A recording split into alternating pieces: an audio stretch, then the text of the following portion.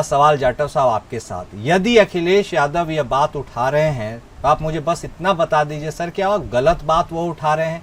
क्या वाकई निर्यात पर इसका प्रभाव नहीं पड़ेगा? क्या अमेरिका में जब चीज़ें महंगी हो जाएंगी तो वहाँ पे लोग उन्हें खरीदना पसंद करेंगे जब उनके पास ऑल्टरनेटिव्स हों? सीधा असर अर्थव्यवस्था पर तो पड़ेगा सर। ऐसे में गलत क्या कह रहे हैं? क्या सरकार की सोच है और क्या आगे की रणनीति? जाटव साहब। कुणाल जी, जिस तरीके से आज हम अमेरिका का जो हठधर्मिता है और जो उल जलूल तरीके से टैक्स वहां से इम्प्लीमेंट किया गया है, उसका विरोध वहां के अमेरिका के लोग भी कर रहे हैं और उनके संसद जो सांसद हैं, मंत्री हैं, वो भी इसका विरोध कर रहे हैं कि इस प्रकार का जो टैक्स जो उसने बढ़ाया है, इन्होंने ट्रम्प ने जो बढ़ाया है, वो किसी भी सूरत में वाजिब नहीं है।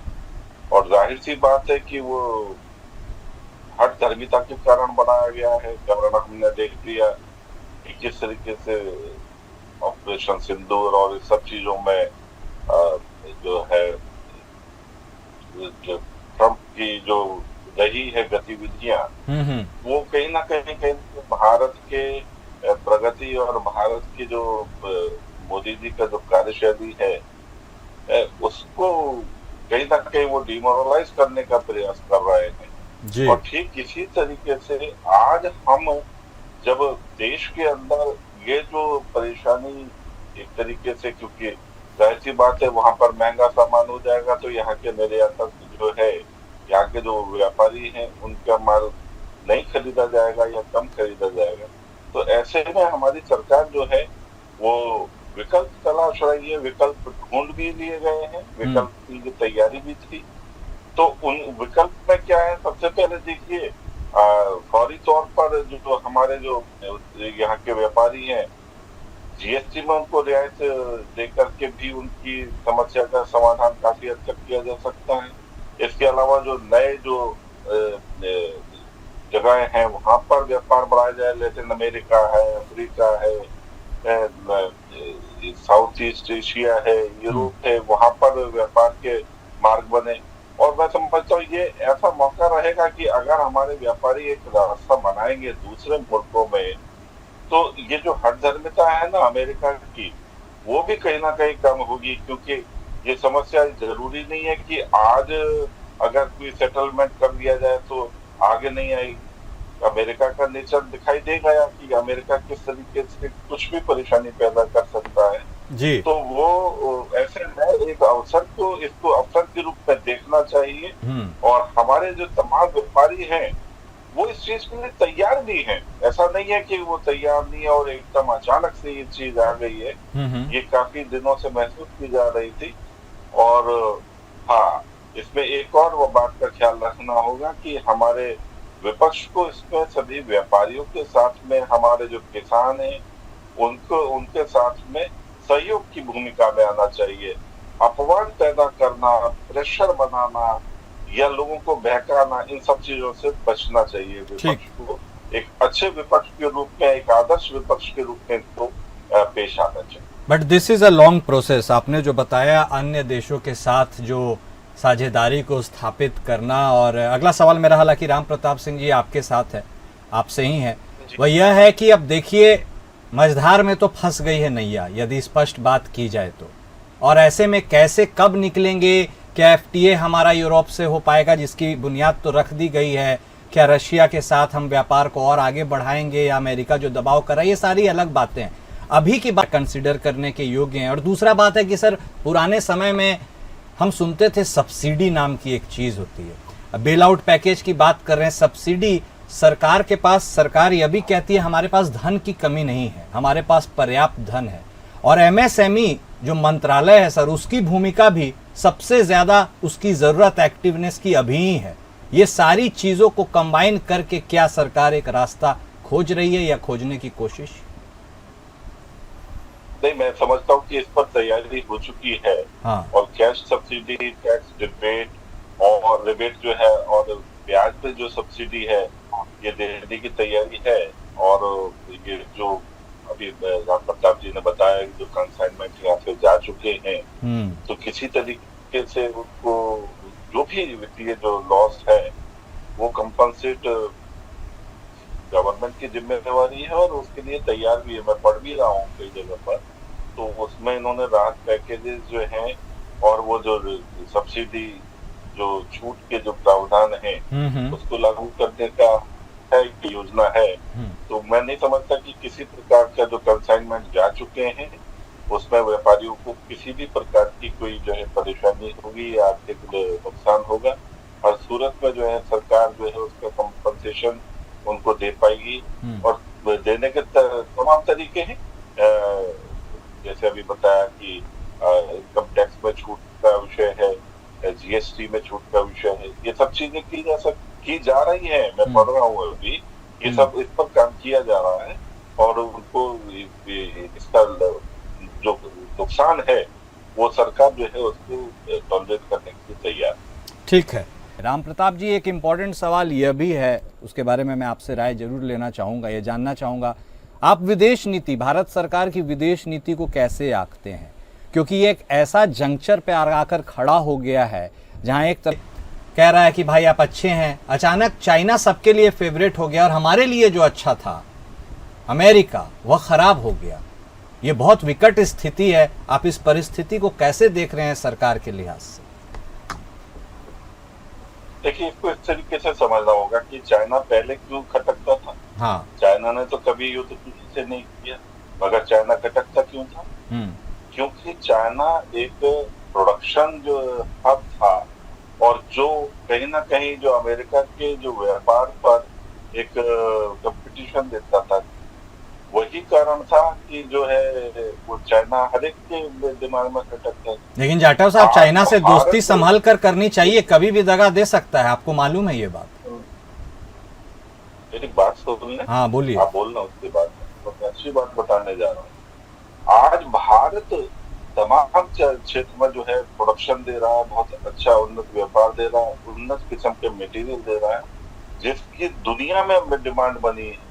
भारत में जो मोदी सरकार ने मेक इन इंडिया कंसेप्ट शुरू किया, इस कारण से भारत जो है वो एक हब बन गया है और वो कहीं ना कहीं जो है चाइना को पीछे करने जा रहा है। हम 11वें नंबर से आज 3रे नंबर की जो आर्थिक पोजीशन में आ रहे हैं, ये चीज आज खटक रही है ठीक उसी तरीके से जैसे कभी चाइना खटका करता था अमेरिका की निगाह में। आज अमेरिका ने क्यों लगाया है ये टैरिफ? इसलिए लगाया है कि वो नहीं चाहता कि भारत किसी तरीके से इंडिपेंडेंट प्रगति में आगे बढ़े और दुनिया में अपना जो इसमें परचम फहरा रहा है वो आगे बढ़े। तो यहाँ पर अमेरिका ने डेलिब्रेटली क्यों लगाया भारत के ऊपर? क्योंकि भारत जो है वो आज देश के जो उद्योग जो है उसके कारण से प्रगति कर रहा है। इस तरीके से हमने जो हमारे जो डीआरडीओ की जो मिसाइल्स हैं और तमाम इक्विपमेंट्स हैं, उसके कारण से हमने अभी पाकिस्तान के ऊपर अटैक करके दिखाया। मतलब आप ये देखो कि वो चीज जो किसी वक्त में आश्रित थे, पाकिस्तान में चाइना के ऊपर आश्रित थे और भारत जो है अमेरिका के ऊपर आश्रित हुआ करता था, आज वो हम सेल्फ डिपेंडेंट हो गए हैं और यही जो दर्द है वो अमेरिका को है। आज हमने किसी प्रकार का उसके साथ में कोई ऐसा काम नहीं किया भारत ने कि वो हमसे चिड़े। किस वजह से चिड़ रहा है, किस वजह से परेशान है?